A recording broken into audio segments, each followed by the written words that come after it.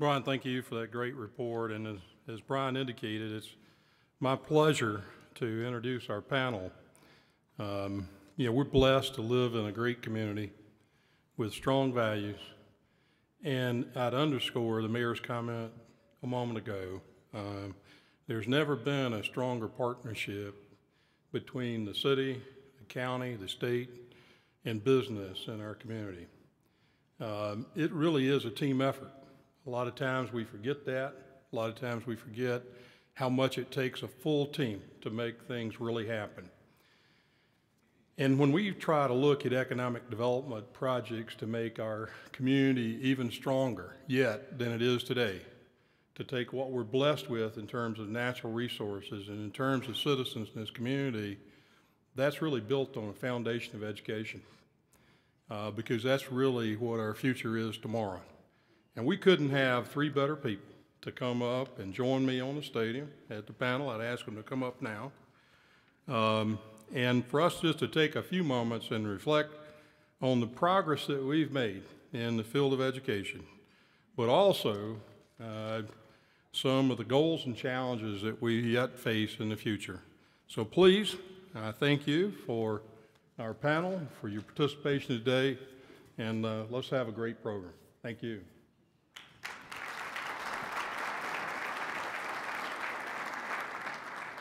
Thank you, Grayson, and it is truly an honor to be a part of what we are going to be talking about here today, because it is involving our state's future. And I know we all want it to be a bright future. I think with what these two men are doing, what we have seen accomplished in just a few months' time, really, you're going to be amazed today. I believe also that it is the quality of the workforce that is the key success to what our future growth and recruitment will be about. And recently, I had the opportunity just to sit down and talk with Dr. Bice and with Dr. Heinrich about their collaboration, about their cooperation, and about their communication with each other. I don't want you to lose sight of the fact that these two men are sitting this close together, very little space between them here today. That's no small wonder, and you're going to understand, I think, more about that. There was a time that the space between K-12 and the two-year college system was cavernous. They didn't talk. They really didn't communicate. So how's this for a turnaround? When we were sitting down talking, Dr. Heinrich told me that there should be no space, that he and Dr. Bice actually wish that it was K through 14. That kind of an education continuum is that important. So these men today talk. They exchange strategies, they share problems, and together they find answers to benefit our entire state. That relationship with these two men is having an incredible impact on our children, on our young adults, and yes, even on those who are already in the workforce in this state. I believe this afternoon you are going to be as blown away as I was to see what these two men have been able to accomplish with the business community, with industry in our state in just a short time span. You don't need to hear any more from me. You need to hear it from the experts here, so let's get started. Dr. Bice, most of us here today, I believe, are at least familiar with the phrase Plan 2020. Yes. You today bring with you information that is going to astound a lot of people in the progress that has been made through Plan 2020. Can you share some of that with us? Be glad to, Pam. And I'll have to say that Plan 2020 actually did not happen by chance. 2 years ago, I was afforded the opportunity to step in as Alabama's state superintendent, and doing so, revisit what public education means in our state. And we began with business and industry, which is a place where K-12 education had often not gone. And we went to business and industry, went to my partners in our 2-year colleges, our 4-year institutions, and said, what is it about Alabama high school graduates that's missing when you get them? And as a result of that, we redefined what it meant to be a high school graduate, which was a huge shift for our state. We redefined it as students leaving high school not having to take remediation, not having to be repurposed in the workforce. And we take that role very seriously. We wanted to make sure that we could measure that and report to our stakeholders how we're doing.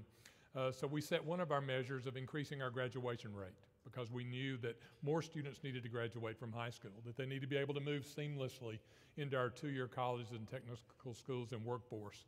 And we did a trajectory of being at a 90% graduation rate by the year 2020. And we did a baseline of 72%, which is where we were in 2011 before we began this work. And we were proud to say last week, when we reported the 2014's graduation rate, we've achieved an 86% graduation rate, 4 years. 4 years ahead of schedule. We have projected to get to 86% by the year 2018. And most importantly, not only for what it means to those 3,600 more high school graduates last year, more than we've ever had in an increase before, is there's a study that was done that looked at the economic impact and what this is going to mean, not to them individually, but to us as a state. The Business Education Alliance, along with PARCA, the Public Affairs Research Council of Alabama, studied the economic impact of Plan 2020, and they report that reaching a 90% grad rate by the year 2020 would have an economic impact on the state of $430 million greater than if we remained the same. We're closer than we've ever been, and we'll get there sooner than later. And it all began with a conversation with business and industry and the commitment to align pre-K, K-12, two-year colleges, four-year colleges, and business and industry along a trajectory of everybody being successful when they move from each piece to the other. Let us say congratulations and keep up the good work. If nothing else gets done, that is incredible. Dr. Heinrich, when you hear those numbers, more and more are graduating. We've had graduates before, but what we are seeing now is something that we have regretted for so many years, and that is there was so much remedial education needed. In dealing with the students coming from K through 12 and going into this two-year program, you suddenly are not having such a remediation problem, are you? And again, let me emphasize the importance of that. And let me just give you some numbers as well. In the past couple of years, 60 to 90% of the students who hit our doors had to take at least one developmental class or remedial class. In the math area, it was particularly problematic, and the two of us have talked a good bit about that. Mm-hmm. It's not unusual to see a 90% remediation rate. That figure cost the two-year system in excess of $300 million a year in remediation. That's actually the low end. I can't tell you what an impact that's going to have, not only in the two-year system, but on the entire state. When we can take those dollars and plow them into training and refilling the pipeline, the workforce pipeline, it's going to make all the difference in the world. When you're talking about that pipeline, though, you have told me that the pipeline is not as filled as we need it to be. But what you are working on right now is a skill set with these workers who are coming up that puts a different mindset on what we have thought about in the past. Tell me a little bit more about that. Absolutely. It's really been an education in general. I mean, we struggle to educate the population in general about the kinds of workers that are necessary now. I mean, we know statistically that between 2010 and 2020, 71% of the job openings are going to be in the middle skill area. And lest you think those jobs don't pay very well, we're talking $45,000 to $100,000 a year. So they're very good paying jobs that we just can't fill the pipeline at this point.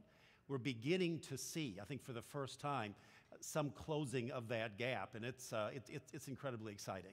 When you talk about these middle skills, this is what we're listening to. These are skills that are training in a certain specific area. You have talked with business, you have talked with industry, and you found out what they needed. A classic example of this, and all of you will be familiar with this, is what happened with Mercedes. At that time, you were at Sheldon State, and what did you tell the people who were coming here from Mercedes-Benz? Well, I mean, one of the first things, I sat down with Marcus Schaefer at the time, and I basically said, you know, we're obviously not delivering. What is it that we can do to serve you better? Mm-hmm. And over the next 4 or 5 months, we crafted a program, an earn and learn program that allowed our students to spend some time in the classroom and some time at Mercedes. And it has been a fabulous partnership. In fact, it's been so good, we've duplicated that partnership at other areas of the state. And we welcome that kind of relationship with any business that might be interested in partnering with us. Well, much of that training obviously was provided jointly by the Alabama Industrial Development Training, AIDT, as you're familiar with, and this two-year college system. Recently, in fact, and I know this is what you're referring to, we just opened a new training center here in Birmingham. And we went to that, and we want to show you a little of how it works.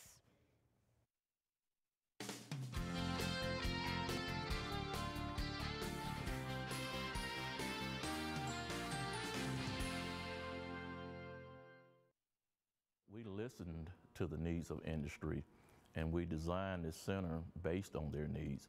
And we complied with that and designed a center that's going to make sure that Alabama stays competitive in the workforce today. Currently, along with AIDT staff, we have Department of Commerce, we have Lawson State, Jeff State, Alabama Technology Network, Birmingham Career Center, AGC, ABC, just to name a few. Initially, the training that would be offered here would be construction trades training and manufacturing trades training, the fundamentals of both.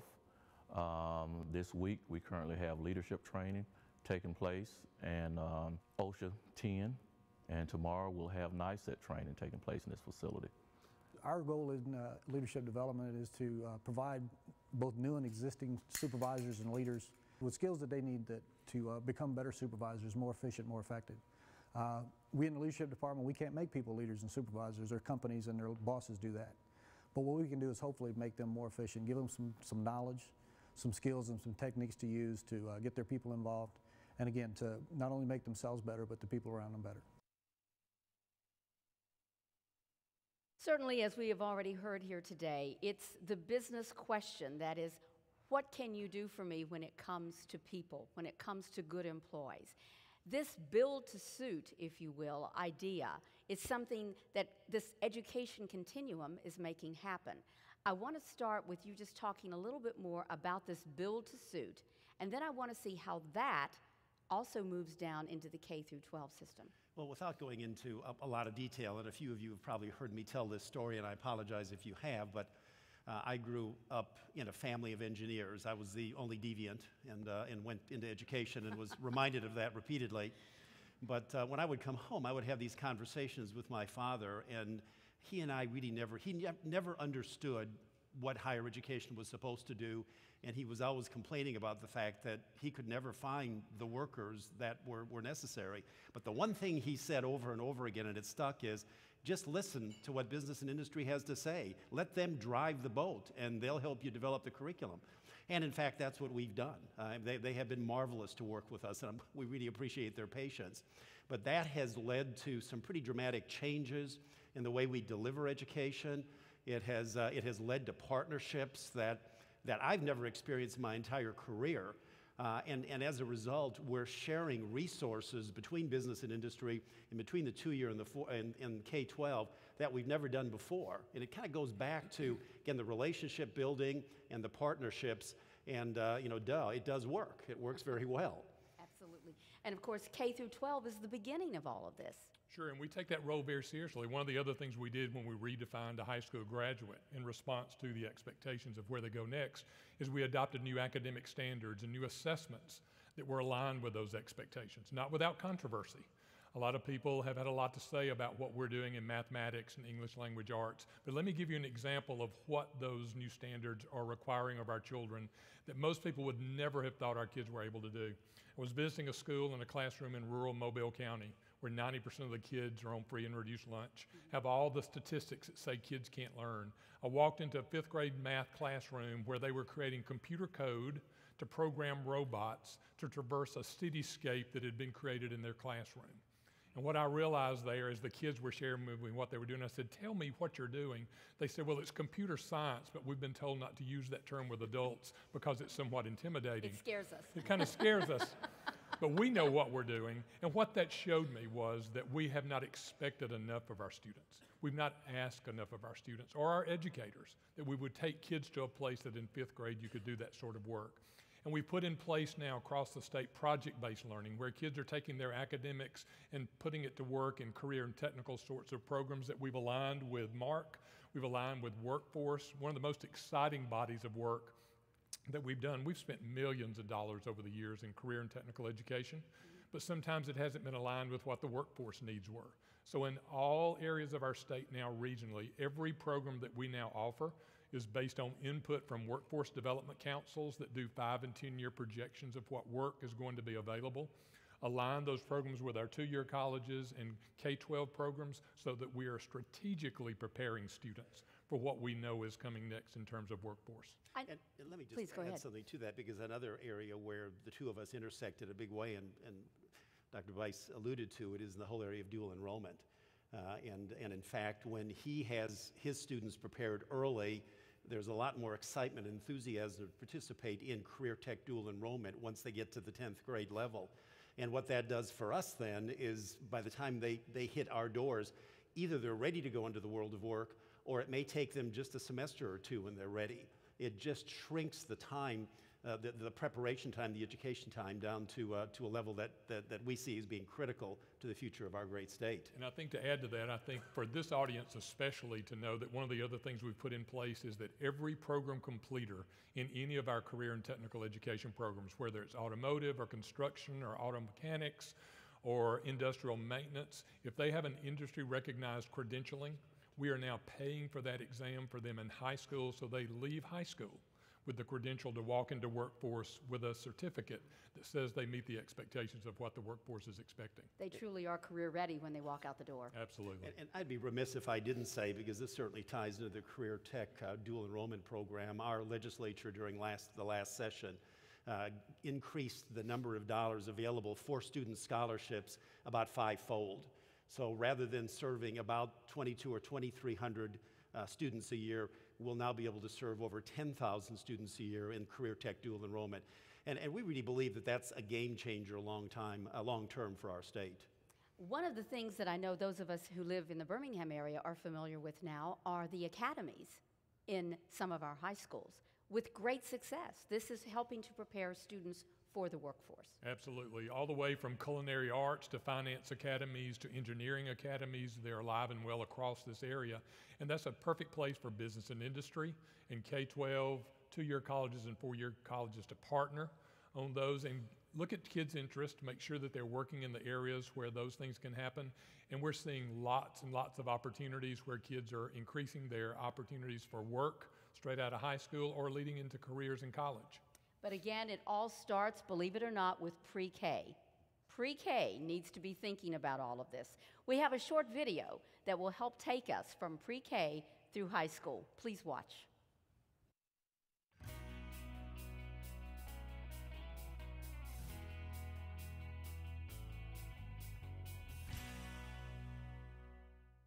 So we have a farm lab here at our school, and it's through a partnership with Jones Valley Teaching Farm.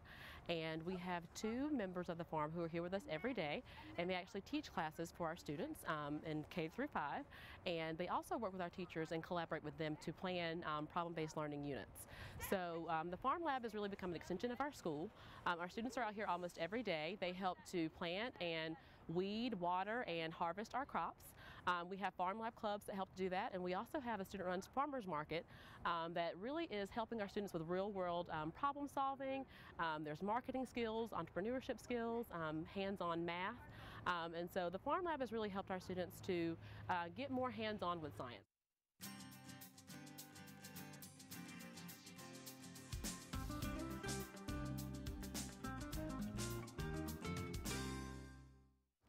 The facilities that we are looking at right now and the grounds that we're standing on is our outdoor playground, but the whole facility is an 80,000 square foot building that we renovated. Took $1.6 million to renovate, and it was a collaboration between Bessemer City Schools, Fairfield City Schools, and Midfield City Schools, and we did a state-of-the-art project for pre-K.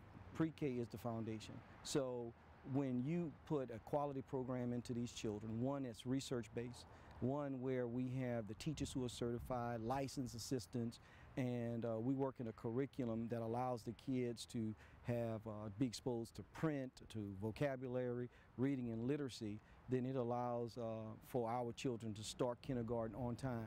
And it leads to other benefits, long-term benefits. It could be economic, socially, behavioral. From a workforce development standpoint, there's research that shows that for every dollar that you put into pre-K education, quality pre-K education, it saves the taxpayers $7. And then that leads to, again, higher reading level scores in 3rd grade, which leads to an increased high school graduation rate. And then that leads directly into the workforce to where now we can get these kids ready. They're reading on grade level, they're graduating, and we get them credentialed for the workforce.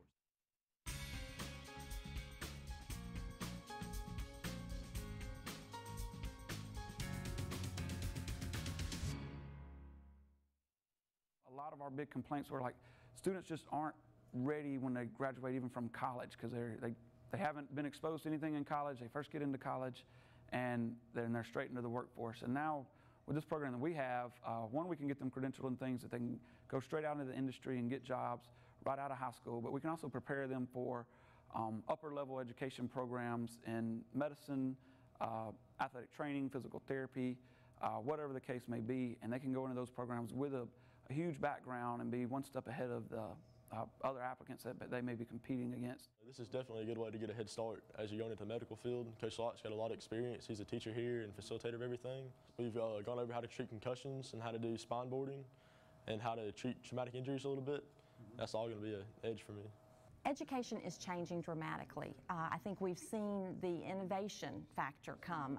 We are able to do things in schools now that we've never been able to do. I think we know that in today's world, students are going to need some type of post-secondary education or training. This gives them the opportunity to explore, to learn, get that foundational knowledge that they need to go on to the next step. And because of the partnerships that we are working on with our post-secondary schools, they have a foot in the door, if you will. They have a head start on getting into those programs and being successful in those programs because they have that foundational knowledge. I think I would be remiss, and I bet this may be going through the minds of many out there. We are talking K through 12, we are talking a 2-year program, we are talking a middle skills level. What do you say to the parent who says, wait a minute, all I've ever told my child is to get a high school education and move on to a 4-year school? Are you telling us that's no longer important?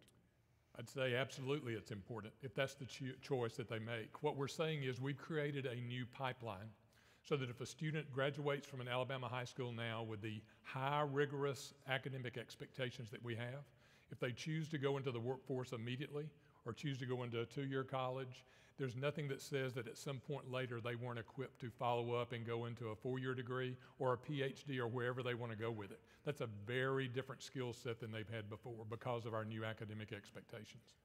And we often will refer to it in the olden days as kind of a leaky pipeline where people would fall out of the process. What we want is to make sure that that continuum is full, because each of those areas is critically important. And let me just give you an idea. I think one of the problems that the 2-year system has had is we have not done a very good job publicizing what we have available and what it might lead to. Let me just give you an example, and it's kind of a funny example, but Tommy and I were speaking at an ACT event not long ago, just a few days ago. And I quoted a couple of salaries, and we were talking to a group of counselors who were out in our K-12 system, but also in the 2-year system. And after that event, there were 4 people that came up to me who are currently employed, wanted to know how they could get back involved in some of those professions that paid so well. So we just have not done a good job publicizing it, and we're trying to improve on that. One of the things that we are not to the point where we need to be yet is in something that business and industry would understand, and that's soft skills. We're not where we need to be on that. First of all, explain what those are. Secondly, how are you trying to raise our level up? Sure. What we heard very clearly from business and industry again is that oftentimes our graduates come to them with the academic background to do the work, but they don't have those essential skills of understanding how important it is to be at work on time, what it means to interview for a job, how it means to communicate with their peers and work collaboratively. So in response to that, Alabama now is one of few states, if not the only state, that has a new graduation requirement that every student between 8th and 9th grade takes a course called Career Preparedness, where we actually are teaching those skills along with a financial literacy class to ensure that when they do go to work, they know how to manage their money and be successful contributors to our economy. A big changer. A lot of people critical of us doing that on the front end because they said that's a parent's responsibility. Whether we like it or not, oftentimes that's not occurring for our kids, so somebody has to do it. So we've taken that responsibility to ensure that when they do go to Mark or go directly to the workforce, that they have that skill set that we've been asked to prepare them for. I had just, again, kind of a funny story about that as well. I had a young man that I knew that had gone to an interview, and during the course of the interview, the company took him out to eat. And he accidentally picked the roll off of one of his interviewer's plate and ate it, and lost the interview at that point, and came back and said, I blew it, but I didn't understand that this was an important skill set. So like Tommy, what we're doing is we're embedding soft skills into every course at every institution. We've been doing a lot of that already, but we're being much more deliberate about that. You know, there's a statistic out there that we can't forget, and I talk about it all the time, that 85 to 90% of the people who lose jobs don't lose them because of lack of hard skill. They lose them because of lack of soft skills. And I think we just grossly underestimate the impact of what we're talking about. Our time is growing short, but I want to ask one more question, and this is going to make you all amazed at this. People are coming to Alabama to see how it's done. Tell me about this. Sure, we're a unique state. We've made some decisions here in K-12 education, aligning it with 2-year and 4-year colleges that's unlike other states. Our new standards are unique. Our assessment system is unique. It's not federally driven, as often heard, and now we're seeing states that did jump onto that bandwagon early on start to look to Alabama as a leader there. We have folks coming from Wisconsin, we have people coming from Illinois, we have people coming from California wanting to say, what is it that's working for you and how have you been able to develop this relationship with business and industry that is so strong? And it's such an easy answer. They're our customer, ultimately.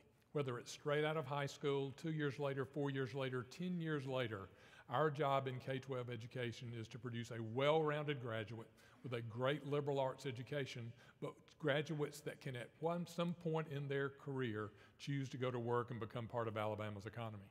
And let me just give you an example of how it's impacted us, and we could talk all afternoon about this, but we have a number of presidential openings right now, and we're running several searches on an ongoing basis. When I first took this position, I think people were really hesitant about the 2-year system for a variety of reasons. I won't fill that blank in. I am now receiving calls from states throughout the Southeast and even further wondering what jobs are open and how they need to apply for that position. And it is a wonderful change, and I can't tell you what an impact that's going to have on our leadership pool as the next generation of presidents take over. Gentlemen, we could continue to talk all afternoon, but I think all of you would agree with me that part of the success we are hearing today can be directly attributed to these two gentlemen. We thank you for everything you've done to this point. We look forward to seeing what the journey will do over the next 5, 10, 15 years in our state. Please help me join them in saying thank you. Thank you.